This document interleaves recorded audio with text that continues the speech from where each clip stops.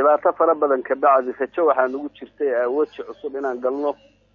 oo dad Soomaaliyeed oo aan eedaysana ahayn ay hogaamada u qabtaan gaar ahaan saddexda kursi oo ugu sareyso mar haddii Cabdirashiid Xidig iyo rag la mid ah hadda ay si soo sharaxayaan waxaan u arkaa rajabeel inay tahay adeer maxaad ku leedahay waa rajabeel adeer qaranka Soomaaliyeed meelaha uu ka dumay oo uu ka dhintay ragga ka dumiyay kow ka yaa Cabdirashiid Xidig asagoo xildhibaan qaran 2014 ilaa 2000 iyo waxa weeye 2012 ilaa up to now kismaayo ninkii xabadda ka ridayay oo qabiilka u safnaa asagoo xildhibaan qaran marna wasiir dawladda arrimaha gudaha dalka buu ahaa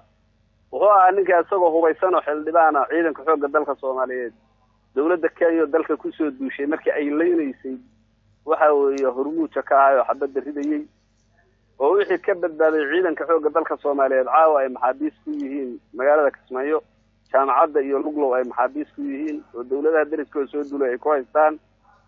waxa ninkii hadda 2016 walaalaha Turkiga raashinka ay ku deeqeen qaybtii gobolada Jubbooyinka loogu talagalay ku iibsaday magaalada Kismaayo ayadoo dadkii abaar iyo gaajo iyo argagixisadu ay ku leynayaan gobolada Jubba la yiraahdo dadka sidaas oo kale ah marka ummadda Soomaaliyeed waxaan baaq u dirayaa shacabka golaha shacabka oo labada gole ee baarlamaanka waxaan leenahay ummadda Soomaaliyeed yaan qalbiga laga hadlaynin oo dadka boogaha leh oo xinifta iyo eedda iyo xumaanta lagu bartay yaan dadka loo soo horumarinin musharaxnimadooda iyo dhibaatadooda ee dadka ummadda Soomaaliyeed waxaa la rabaa kuwa argagixisada noqday in loo yeero oo la dalbo wixii Soomaali oo u yeerida ogol kuwa rajada dawladeed qaba oo dawladda hoos joogo dawladnimada sugayana inay helaan dad Soomaaliyeed oo weji cusub ah ama lagu yaqaan sharaf oo aan eedaysanayn inay helaan ba ku haboon waxaan leenahay marka baarlamaanka Soomaaliyeed oo ilaahay hortiba taagantiina shacabka Soomaaliyeedna moraalka ka dilina dawladnimadana haduleeynin ee dadka ka gadnayo oo aan dambiile iyo eedaysanayn waa gartay maxaad ku cadeynaysaa in eedaysana uu yahay Cabdirashiid Maxamed Xidig oo dalka dambiye uu ka galay adeerneedii baad joogtaan ciidamada Kenya oo duqeynaya diyaaradoodu ay duqeynayaan militariga xoogga dalka Soomaaliyeed oo soo qabtay degmooyinka balad xaawo luuq garbaari balad xaawo ceelwaaq badhaadhe afmadow Kismaayo qabtay ayadoo dawladda Kenya dalka ku soo duushay maraakiib iyo diyaarad iyo taangiyaal ay u isticmaalayso buu ka dhaxalayo oo lahaa waxa weeyo waa la leynaya Kenya annaga waa walaalaha annaga u lahaa meediya aad ka baaraysaan waa qiyaamo qaran oo lagu burburiyay xoogga dalka Soomaaliyeed meediya aad ka heli kartaa adeer waa qodobka koobaad qodobka labaad Soomaalidu waxay ku maamahdaa nin dhintay u dambeeyay waa meedka la sii wado waxaad raadinaysaan maamulada gobolada Jubbooyinka gaar ahaan gobolka Gada iyo Jubbada Dhexe dadkii u masalayay magaalada Kismaayo waxa weeye raashinka halkaan markabka looga raro ugu dambeeyay Turkiga uu bixiyay meesha lagu iibiyay asqaadka laga iibiyay sida loo isticmaalay baa leelayaa waxa weeye wax kastaaba adeer taariikhda iyada isqorayso waxaan leenahay baarlamaanka Soomaaliyeed waxaan ugu baaqayaa mar labaad dad fiican oo sharaf leh oo xilal ka soo qabtay baarlamaanka waa uu ka buuxaa kuwa cusub oo ugub ah oo ayaguna wax wanaagsan rag wanaagsan iyo dumar wanaagsan balena waa laga helayaa waxaan ugu baaqayaa baarlamaanka Soomaaliyeed ummadda shacabka ah oo Soomaaliyeed isku diinta oo walaalaha balaayada ay cunaysa qalbiga yaan laga hadlaynin dadka noocaas oo aynu garanayno oo shalay waxay sameeyeen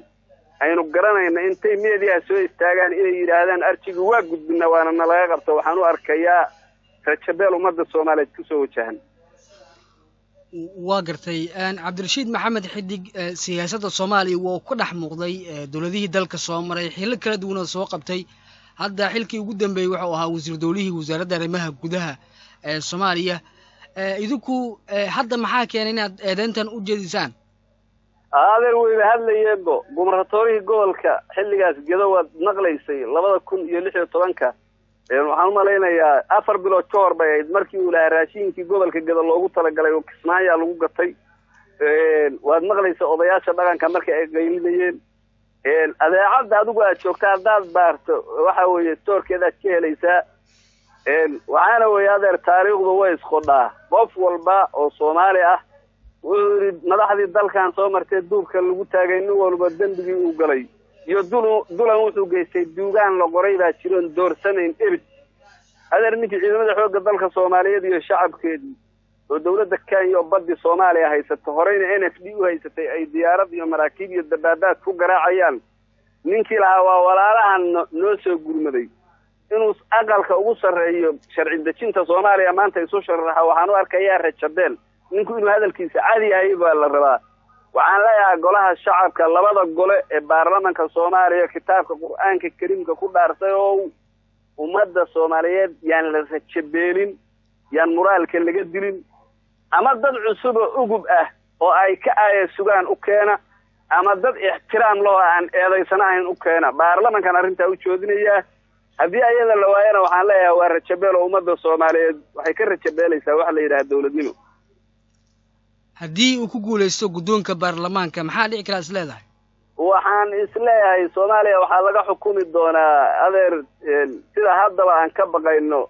dalal kale iyo xukuumada kale bay hoos tagi doontaa Soomaaliyana waa la qaybin doonaa gobolada Juba la yiraahdana NFD baa lagu dari doonaa ee Nairobi baa laga xukumi karaa sida haddaba jirto oo gobolada Juba la yiraahdo qaybo kamid ah degmooyinka Ceelwaaq iyo Badhaadhe iyo Afmadow iyo Doobley waxay rabood geeyaan Nairobi tuulay jawa iyo Koohyaama iyo Buurgaaba iyo Kudhaana waxa laga dhoofiyaa dhuxusha Soomaaliyeed haddii uu ku guuleysto marka waxay la mid tahay ayada oo Soomaaliya qayb kamid ah gaar ahaan gobolada Juba la yiraahdo la siiyay Kenya bay macnaheedu sidaas ay noqonaysaa maxaad ku leedahay warkan waxaan ku leeyahay walaalihiiskii shalay uu ku leeyahay ciidamada xoogga dalka Soomaaliyeed iyo shacabka iyo dawladaha dhulal horena naga haystay haddana dhulkeena xoogga ku joogo buka turjunaya ee kama turjunaya shacab Soomaaliyeed waana store adeer waxa laga helayaa saxaafadda laga helayaa codkiisii uu ku walaashanayo dawladda Kenya ku soo duushay dalka oo shacabkeena leynayso baddiina haysato oo maxkamadda heeg ay dacwadeedu taalo inuu la walaalayahay ayagana u turjumaya restoorkeena laga helayaa adeer waa gartay ugu dambeyntii maxaad ku baaqaysaa adeer waxaan ku baaqayaa waxaan baaq maanta waxay talada Soomaaliya ku jirtaa gacanteeda golaha shacabka oo labada golo oo la soo doortay oo kitaabka ku dhaartay intooda wanaagsan bay talada gacanta ugu jirtaa waxaan leeyahay Ilaahay baan idinku dhaarshay waxba ma tarayo nin jeclaysi waxba ma tarayo nin dawlad dalkeena ku soo duushay ama dal hore la haysatay ee tala chance u ah Ilaahay baan idinku dhaarshay ummadda Soomaaliyeed ama dadan eeb lahayn oo aan xinif lahayn u soo doorta ama dad ugub ah ama ugub gadaal yiraahdo ama aqoon gado Soomaalidu waxay ku maamaadaa waa xoolo dhaqato ama ugub gado ku ayaanso hadda waa baagan ha noqotaan aan ha yeelatay ama aqoon gado ama dad la yaqaano oo aan eedaysanayn oo muwaadiniin aan noo raadiya ama dad ugub oo ku ayaansan noo raadiya dadka dawladaha dariska ee tala chance-ga u ah waxa weeye ummadda Soomaaliyeed tugumaadayayna masxafka ay soo taagin mar dambe saasaan leeyahay doortu waxa ma taraysay gudoomiyaha baarlamaanka qaranka Soomaaliya u noqonaya waana hay'adda dalka ugu sareyso sharci dejinta ah waxaan leenahay shakhsi iyo reerna ma waxaan raadinaynaa waa muwaadin ummadda Soomaaliyeed samata bixin karayo waxaan leeyahay marka ummadda Soomaaliyeed dad samata bixin karo haloo dhiibo oo waliba saddexda kursi oo waaweyn oo gudoomiyaha baarlamaanka oo sharci dejinta iyo madaxweynaha iyo ra'iisul wasaaraha dad ummadda Soomaaliyeed badbaadin karo dhibaatada maanta ay ku jirto oo kuwa la argagixisay oo dadka qalanayo oo dunuubta galayana waxa weeyo soo dumi karo ama la dagaalami karo ka adkaan karo kuwa dulaysan oo dhibaatadu ay ku dhacday oo halaagsamayna badbaadin kara la soo doorto waxaan ka hadlaynaa waa qaranka Soomaaliyeed adeer reer maaha Cabdirashiidna de waxa uu yahay aan kugu sheegaba aan ka aaminsanahay anigu soo xaq muulahan Cabdirashiid inuu isku sharaxo gudoomiye baarlamaan oo uu noqdo waa muwaadin Soomaaliyeed Soomaa muwaadinka Soomaaliyeed hadii uu eedaysan yahay ummadda Soomaaliyeed